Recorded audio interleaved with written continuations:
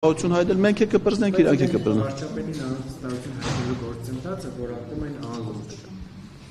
Այսինքն եթե մի գործընթաց նկարագրված է սահմանադրությամբ եւ դա իրենց որպես падգամավորների պարտականությունն է, դրա անլուրջը ո՞րն է։ Այսինքն եթե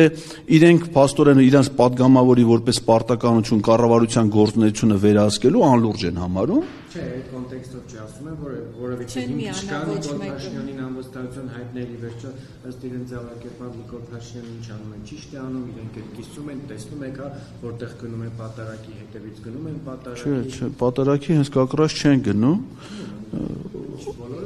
Ո՞վ է, այս Ռոմանոսն էր գնացել, կանգնած էր հետևում, բայց անցած անգամ չէր գնացել։ Արադ Միրզոյանն այս անգամ գնացել, անցած անգամ չէր գնացել, նայել կարծեմ չեմ անի որպես շրջանավարտ, կարող է պրակտիկա էր որպես գնացել, որտեղ նա ասենք ոչ օրինական քահանաների մատուցած արարողությունը ոնց էր, երևի պրակտիկա էր։ Նա շատ քիչ մարդ է նրա հետևից գնում։ Իսկ ինչ վերաբերվում է վարչապետի գործունեությանը, բայց հենց այդ եմ ուզում իրանց հետ ասելով խոչի։ Վարչապետի գործունեությունը պիտի համապատասխանի կառավարության գործունեության ծրագրին։ Հələ մենք թող գան նստեն կառավարության գործունեության ծրագրի ցանկացած էջը բացեն կարդան։ Տեսնենք այդ գործունեության ծրագիրը կատարվում է թե չի կատարվում։ Ակնհայտ է որ չի կատարվում, բայց եթե չի կատարվում, նրանք պիտի վերահսկեն կառավարության գործունեությանը, եթե չի կատարվում անվստահություն է դեմ, ո՞նց կարա դա համարվի անլուրջ։ Անլուրջ իրանց հիմիկվա կարգավիճակն է եւ այս գործընթացի այստեղ գալու նպատակը նրանց լրջության դաշտ բերելն է եւ իրանց պաշտոնական պարտականությունների դաշտ բերելն է։ Իրանք չեն կարող խուսափեն դրանից։ Բացի իմպիչմենտի հարցից կար էլ ուրիշ հարց, որ պետք է ներկայացնեիք Ռուբինյանին։ Այո, Ռուբինյանի հետ եւս 3 հարց կար։ Մեկը վերաբերվում է դրան, որ ինքը ընդգրկված է Ալեն Սիմոնյանի կարգադրությամբ ստեղծված Հայաստանի Հանրապետության եւ Արցախի Հանրապետության ազգային ժողովների միջև համագործակցության հանձնաժողովի կազմում։ Եվ ես ուզում եմ իմանամ, ինքը որ փաստորեն ամեն օր փող է ստանում նաև որպես այդ հանձնաժողովի անդամ։ Ես ուզում եմ իմանամ այդ հանձնաժողով քանի նիստ են գումարել մինչև հիմա, ինչ հարցեր են քննարկել, ինքը այնտեղ ինչ դիրքորոշումներ ունի, առաջիկայում երբ է նիստ նախատեսվում, ինչ են պատրաստվում անել, ինքը այդ հանձնաժողովի անդամ է։ Իր պարտականությունների կատարման վերաբերյալ տեղեկություններն է ինձ հետաքրքիր։ Երկրորդը ինձ հետաքրքիր է նրա կարգավիճակը, որովհետև նրա կենսագրական տեղեկություններում կա, որ ինքը իթիվս ԿՊ-ական այլ գործիչների Նիկոլ Փաշինյանի, Սասուն Միքայելյանի, Հակոբ Արշակյանի 2016 թվականի մայիսին մասնակցել են ապրիլյան պատերազմին։ Մայիսին են մասնակցել, բայց իրանց մասնակցությունը եղել է այն, որ որպես ԿՊ-ի կամավորական ջոկատի անդամ գնացել են Արցախի պաշտպանության բանակ եւ Արցախի պաշտպանության բանակի զորամասերից մեկին կցված իրականացրել են ինժեներական աշխատանքներ, ասենք փորել են փոս։ Ես հիմա ուզում եմ իմանամ ինքը ուզում է, չի ուզում գնա մի հատ իր փորած փոսը տեսնի, միգուցե մտնի մեջը, միգուցե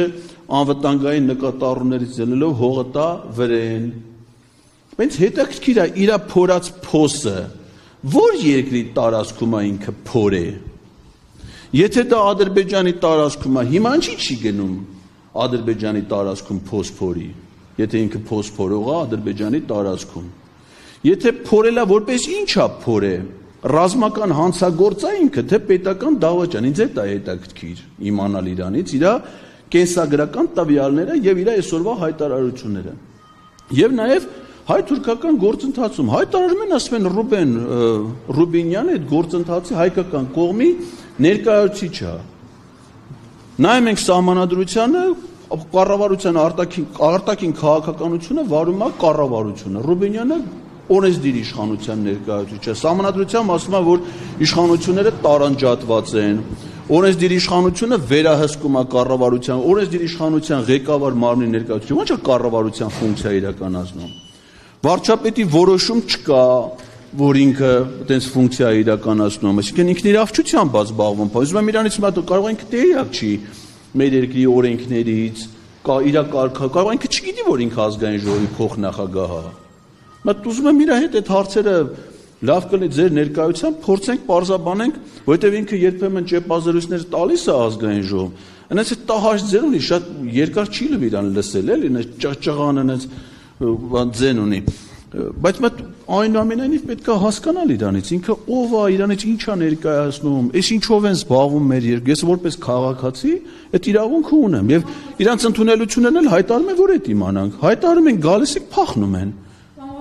Որ Ալեն Սիմոնյանի հետ էիք փորձում կապվել ընդունելության համար գրասենյակ վերցնող չկար, ինչ հարց եք ուզում քննարկել Սիմոնյանի հետ, արդյոք նաև երեք հրապարակված այդ